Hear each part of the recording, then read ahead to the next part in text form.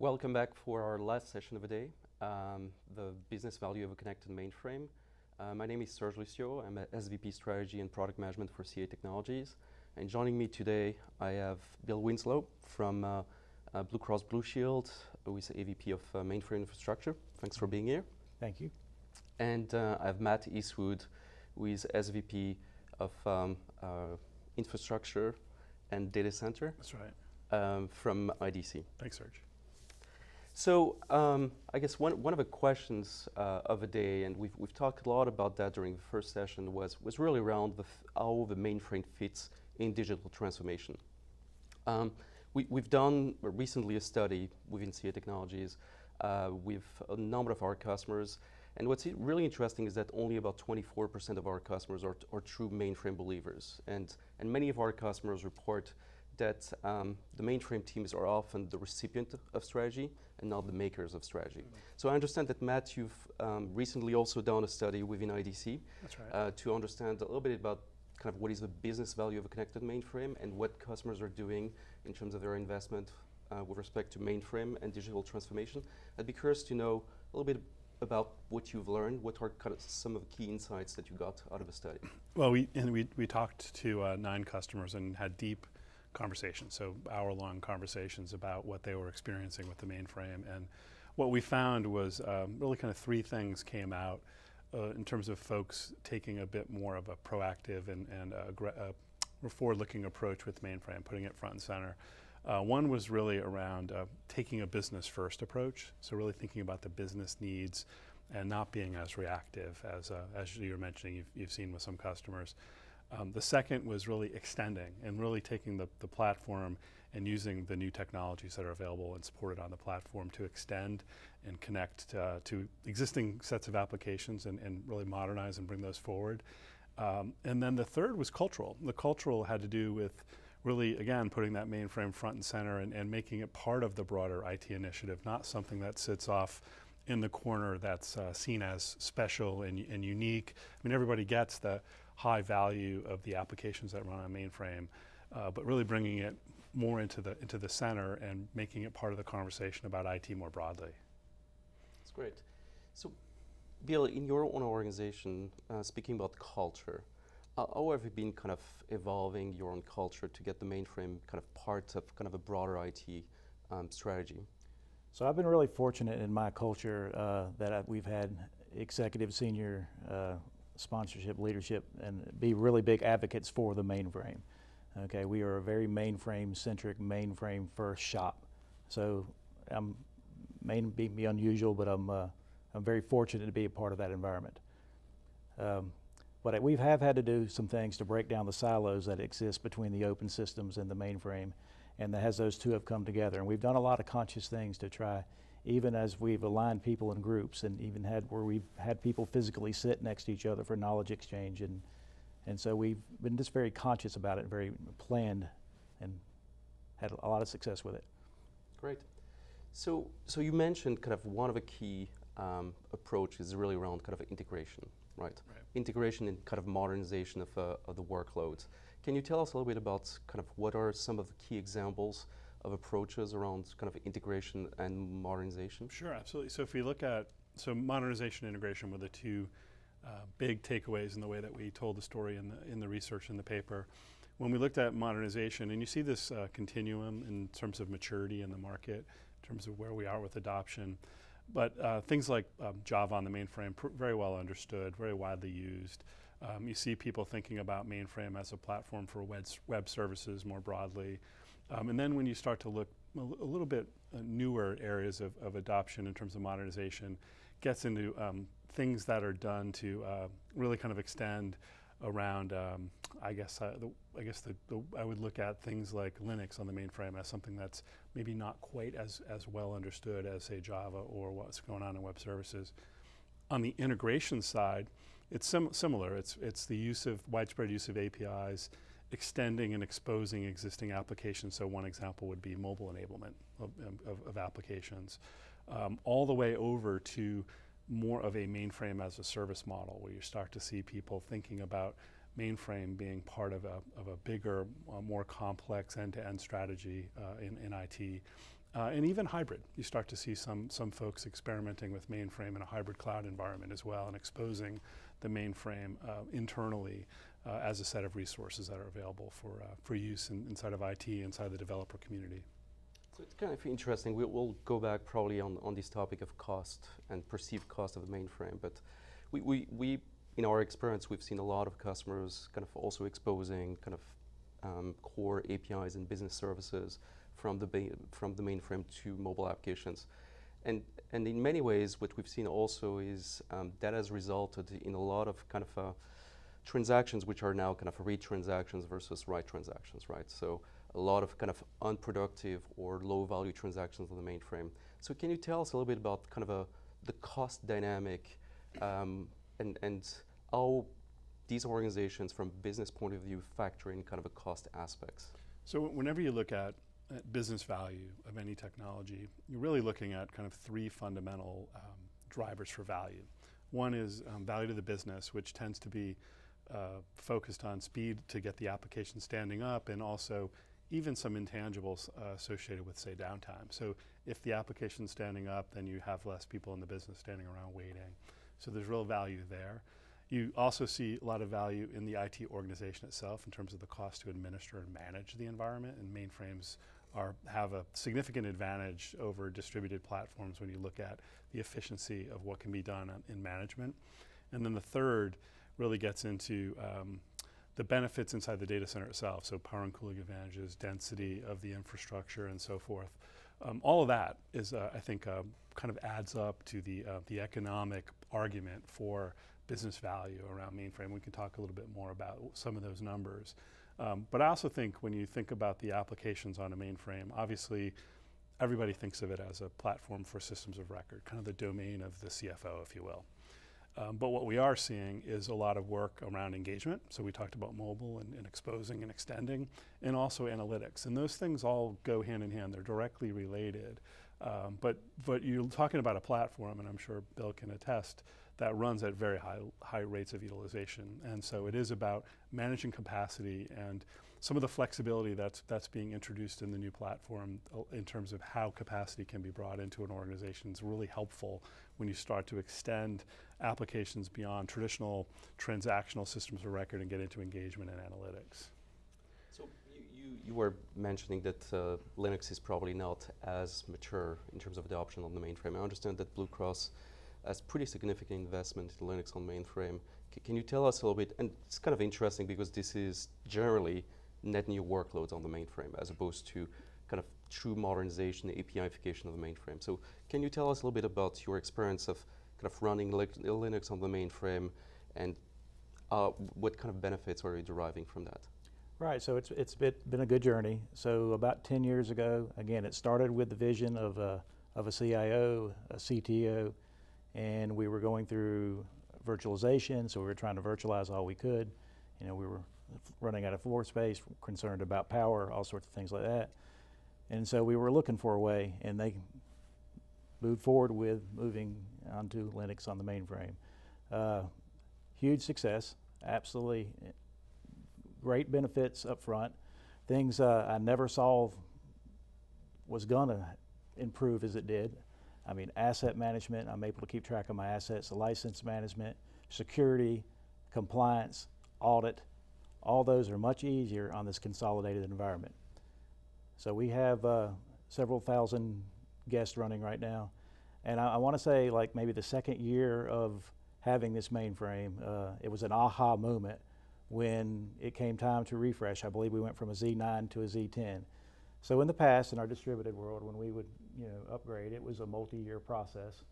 And here over a Sunday night on a weekend for a couple of few hours, and I think about that time we had maybe about 800 guests running or something like that, but 800 guests, on the fly got upgraded. And that won a lot of people over just to see how that could happen. It's a great story. Mm-hmm. So let's talk about kind of another key objection that we hear often around skills and mainframe skills.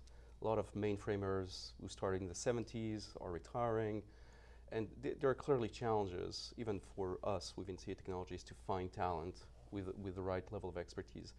What's your kind of experience, maybe let's start with Bill, on how organizations are dealing with this talent shortage?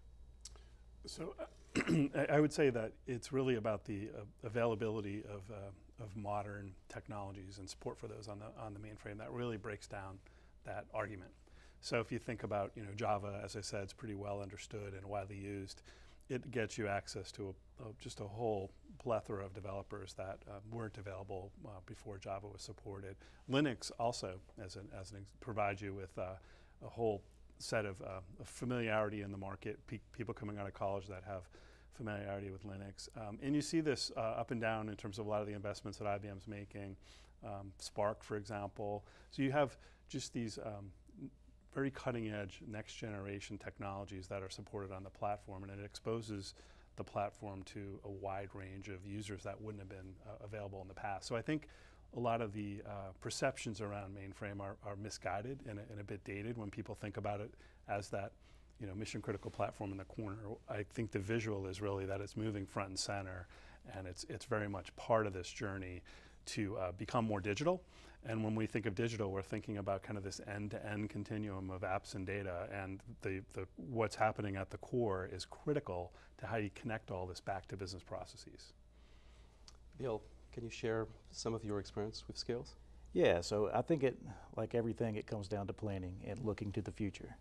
Okay, so about 20 years ago, we created an apprenticeship program, and it taps resources from the local universities, mainly in the Carolinas, Georgia also, and it brings them in. We brought in over 650 students and graduates, okay, and that feeds the health, it feeds the pipeline.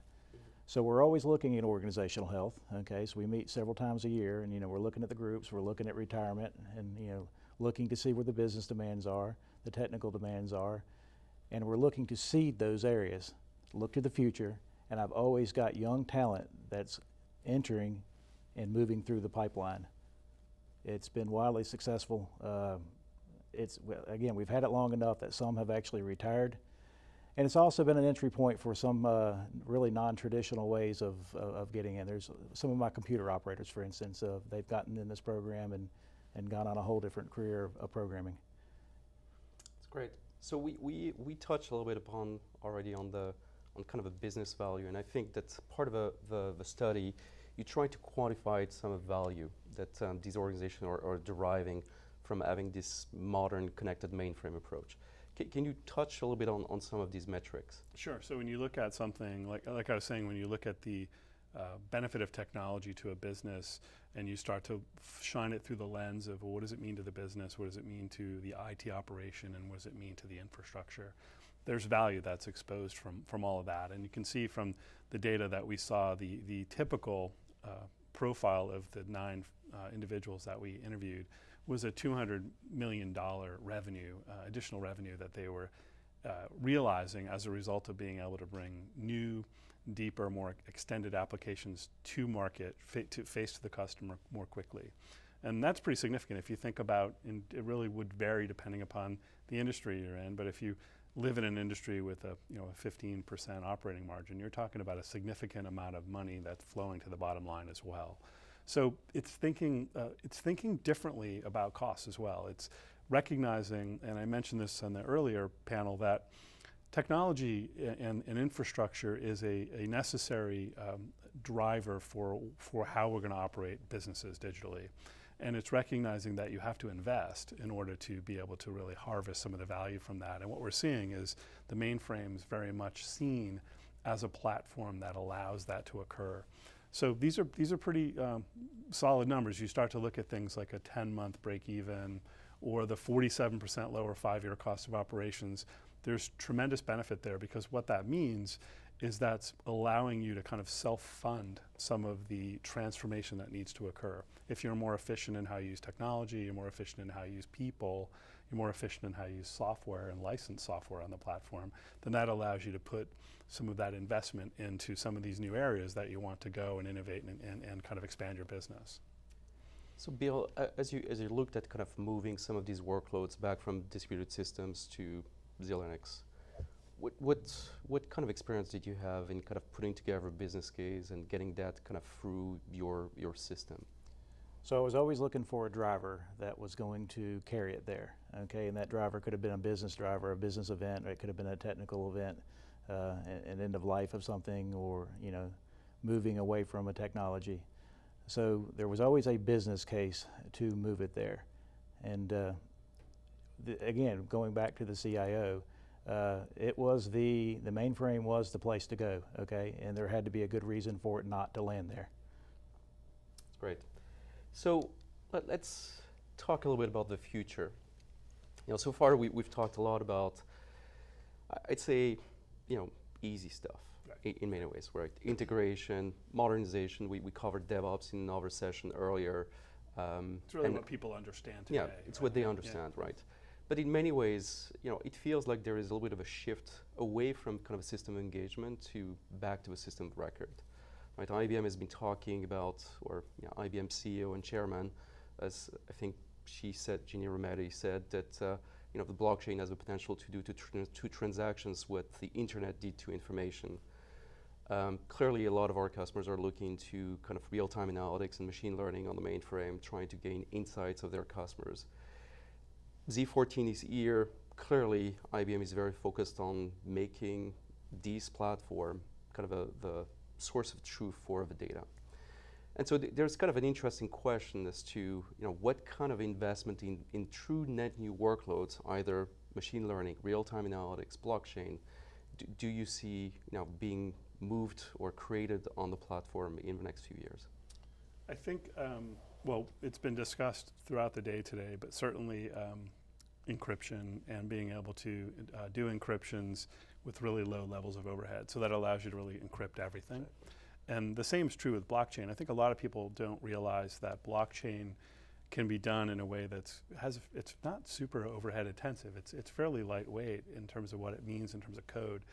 So it has tremendous benefits. So you start to think about scale and what the volume of transactions will look like as we go forward. If we start to think about things like the Internet of Things and connecting more and more devices, which will happen, and more data kind of coming online, and you want to apply more advanced analytics to that data, it's pretty significant. So I think the fundamentals in terms of what the platform allows in terms of encryption, I think what the platform's allowing in terms of the use of blockchain and next-gen kind of technologies in that regard are important. And I think the other thing that's really important in terms of what IBM did with Z14 is really flexibility in terms of how you pay for it. So they're creating new pricing models that really recognize that the types of workloads that are running will look different than what's happened in the past. So they're not as predictable. And so you can price more to what's happening at the container level. As containers are spun up and spun down, you can really relate the cost of the platform to that and then connect that directly to the business process. So it's a much more of a symbiotic relationship between the infrastructure and the cost of maintaining that and what it actually means to the business. So Bill, when you think about some of these kind of new workloads like real-time analytics or blockchain, in your view, what would be kind of like friction points or inhibitors that would exist at Blue Cross for these workloads to be built natively on the mainframe? Probably there'll be some regulatory friction, no doubt about that. And then there'll definitely be friction, you know, there's some friction always with some of my older mainframe people, right? And so this is what the really good of having the youth and the younger come along to help. They're changing things. Right. So we've touched on some of the key kind of inhibitors, and there's a lot of perception, religion, which get in the way at times for kind of a mainframe to be perceived as a platform which has a specific role in the enterprise, and for the platform to be used essentially for workloads to be moved to the platform based on kind of fit for purpose. So for those for folks listening to us today, tomorrow when they get back to work and they're trying to remove some of these perception and inhibitors, what would be some of the advices that you would have for them? I think as an industry, we're entering a time where workload and workload optimization is really kind of one of the keys. So if you think about transformation and digitally redefining your business and apps and data, and taking kind of an application and data first perspective to how you differentiate in the marketplace, things that you can do. What that means at the infrastructure level is that you have to you have to keep up, and you have to make an investment up front to support some of the changes that will come at you at the business layer. So we encourage people to get out in front of that, to make those investments in next-gen infrastructures. And when I say next-gen, I don't mean that it's not mainframe. I mean you need to modernize the platform to make sure you have the capabilities that these applications will require. And then back to where I started, a lot of focus will now land on optimizing for the specific need of the application. So we understand what's needed in a transactional environment, we understand what's needed in an engagement environment, what's needed in an analytics environment, and really kind of applying that thinking to getting the most you can out of these platforms. Because one thing you can be guaranteed is the need for infrastructure will grow, and it will grow unbounded. And what we're starting to see is a recognition that investments need to be made, which is good. So you can't just continue to do more with less. You actually have to invest to aid the transitions that will be coming in the business at some point soon. Yeah, so I've got to continue to differentiate myself to the customer, to the end user. Above all, in my business, I've got to be safe, I've got to be compliant, I've got to be secure. This is no other option. There's too much on the line. So what would you say to a CIO, and we meet a lot of these lately, who have this cloud-first mentality, have never seen a mainframe in their life, do not understand the capabilities of the platform as it exists today? It's a difficult question. It really is a difficult question. So again, I'm very fortunate to have a CIO that is very aligned with the mainframe. You're just going to have to. You're going to have to tell the story. You're going to have to put the numbers down, and you're going to have to show them. And you're going to have to get your vision to them to show that how it really is more than a viable platform. Right. I think research like this, I mean, we find it's valuable because it does provide some aggregation of different use cases and how that kind of applies to technology. But clearly, the market's evolving, and I like to say that very little in our industry goes away. It's we've got billions and billions of trillions of dollars in investment that have made over the last 50 years, and we're not going to throw that out. We're going to try to continue to extend and get more efficient with that. And you're right, leadership's key in terms of driving a strategy forward. It's not just about the technology, it's about putting the business needs first and then filling in with the right technology. Great. I want to thank both of you, Bill, Matt, and I'd like to thank all of you to attending, and I think this is the last session for today. Thank you. That brings us to the end of our time for this exclusive webcast from CA Technologies. A big thanks to Serge Lucio, Matt Eastwood, and Bill Winslow. Great session, everyone. Now, before we go, please check out the resources section of your console for some really great resources from CA Technologies on today's topics. I want to send a big thank you to all of you who tuned in today. Thank you so much for devoting part of your busy day to the Mainframe Virtual Summit, mission essential in the modern software factory. And on behalf of IDG and CA Technologies, this is Jim Malone saying thanks for tuning in.